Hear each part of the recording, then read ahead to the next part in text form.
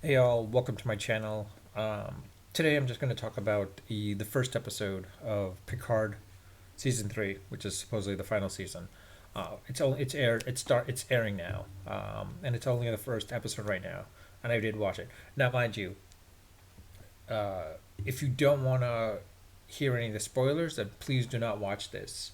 Um, or you can watch it, but then I'll say spoilers, and then at that point you should stop at that point.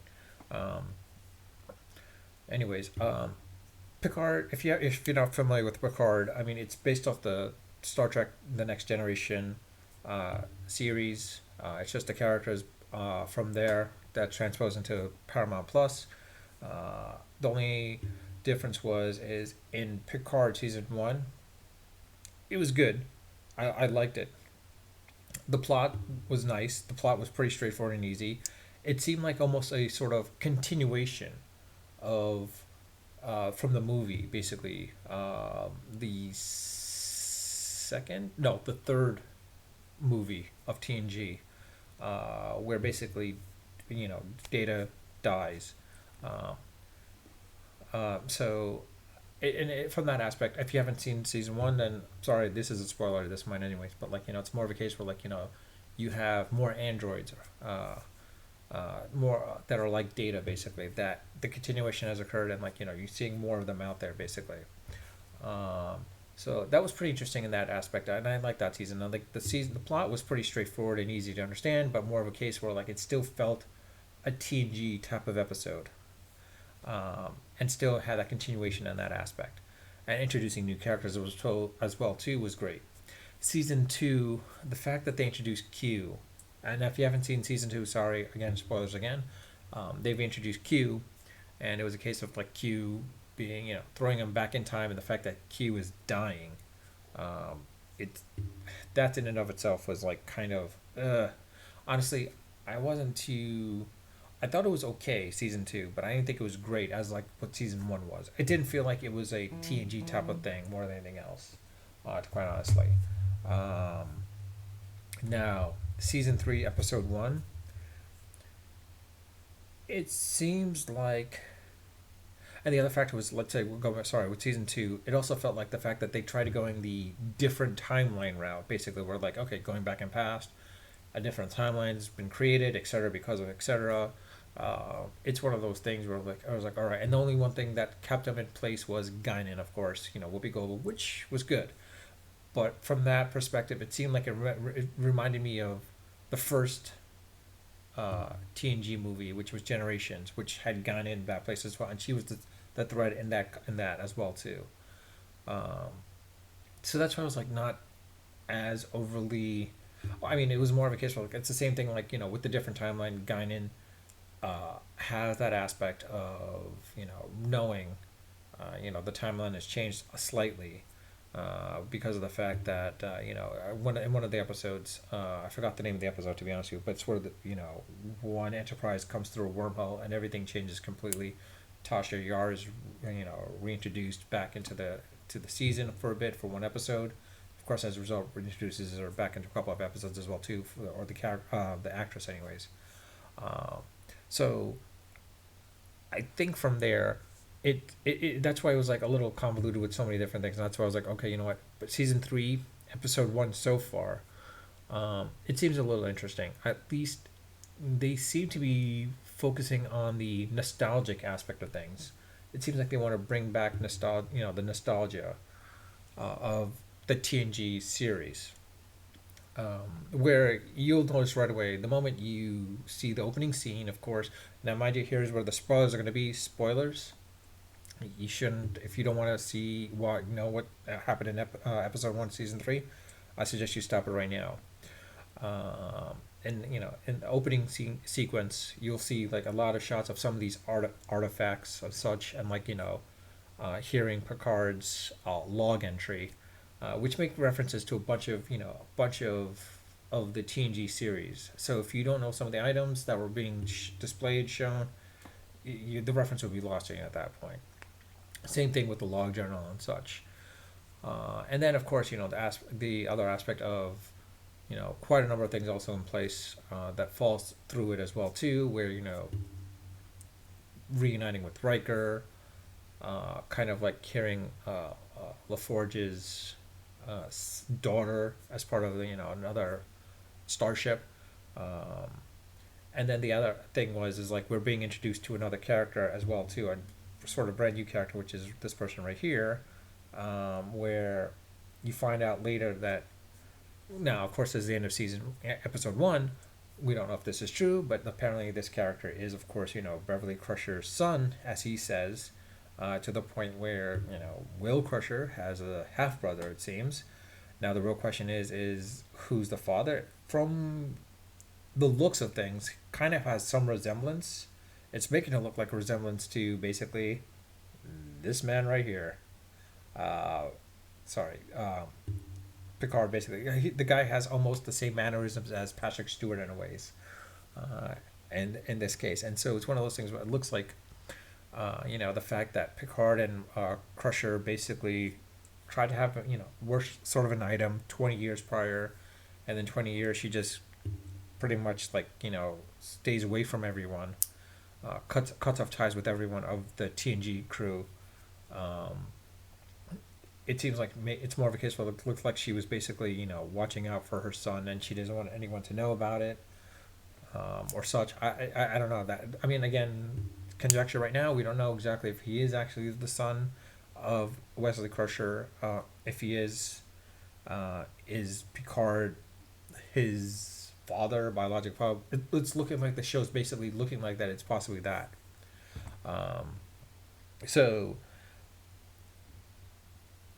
I want to say so far, episode one seems to be good in a ways because like it introduced another antagonist to the show or series. Honestly, I don't remember, but the configuration of the ship that comes through looks oddly familiar. I don't know why, but it looks oddly familiar. Um, you know what? I'll probably just look it up right now. Right now, actually, to be honest with you, Picard season 3 ship introduced final season.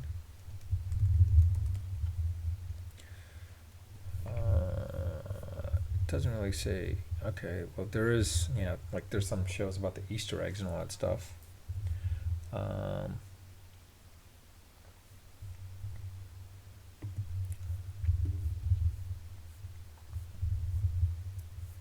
uh, you do say Beverly Crusher. Sorry about that. There is Beverly Crusher. How she's changed a little bit. And then there are also cases where like when Picard and Riker are pretty much in conversation with a few things, there are sort of references to multiple past Star Trek stories, of course. Um, and then of course it seems like there's a reference to Frontier Day, um, which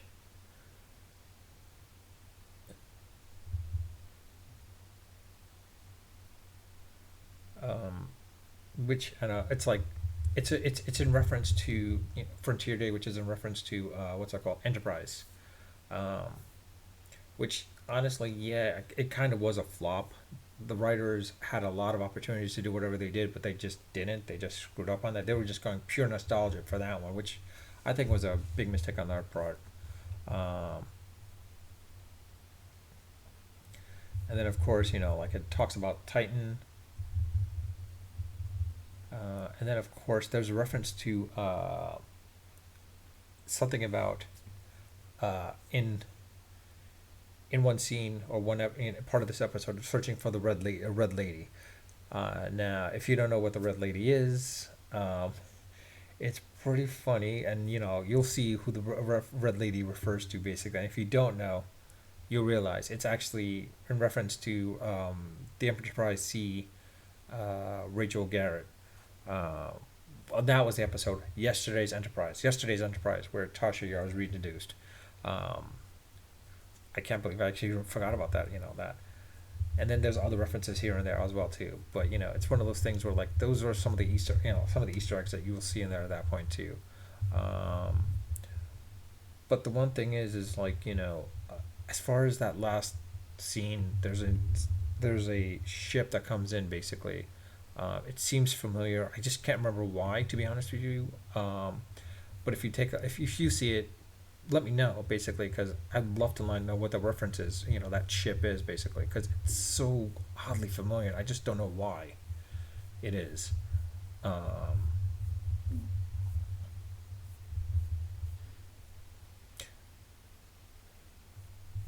Interesting. I think. Oh, okay. Interesting. Interesting.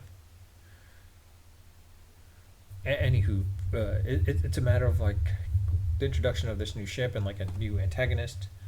We'll see who the new antagonist is going to be really interesting in and of itself as well too. But um, I don't know.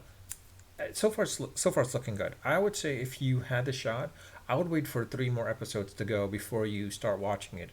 If you don't have Paramount Plus, if you do have Paramount Plus, go ahead and watch it. But I would wait honestly for like episode three to release and then watch episode one, two, and three at that point.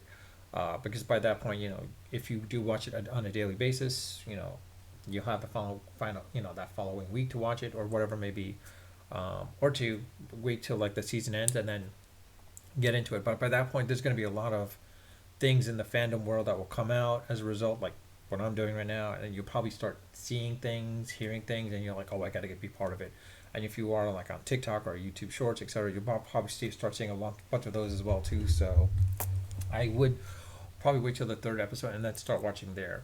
Um, Maybe the fourth episode, probably the fourth episode. I don't remember. I don't know exactly how many episodes there are going to be for this final season, but if there are eight, the normal eight, I would wait for episode four, and try to see, like just do a month, the monthly pass.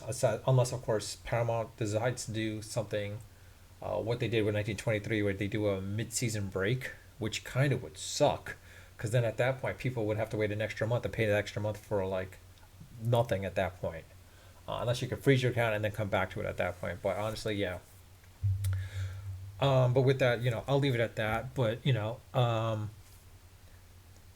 this might be an interesting final season to see, say the least. If it starts going towards the route of season two, then I'm just happy it's over. Then, if it starts going the route of season one, what season one was, I think then this is something that we should be raised for to have some excitement at that point. Um, but again, this is only based on the first episode. With that, I'll leave it at that. Please leave your comments. Let me know what you think of the show, of the episode. Do you think the season three will go be better than the second season and first season for that matter too, or do you think it will just be probably just far worse than season two? Other thing is also if you do happen to recognize the last or the configuration of the ship, because it seemed oddly familiar, like I said, of the ship that's that gets introduced at the final scene. That'd be great. Let me know, please. Let me know. If you don't happen to know, all right, fine. But also, if there are probably more Easter eggs in there in the in this episode as well too, which I'm not going to give up on. You could probably look up online as well too. I'll look up online. Looper has a couple as well too that they show. Like they have eight different Looper. I think they have eight Easter eggs that they show already about episode one.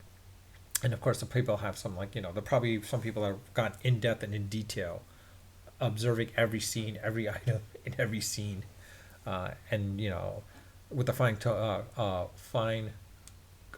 and tooth, and basically to determine like some of the sorry just some of the Easter eggs that they see or references that are in there.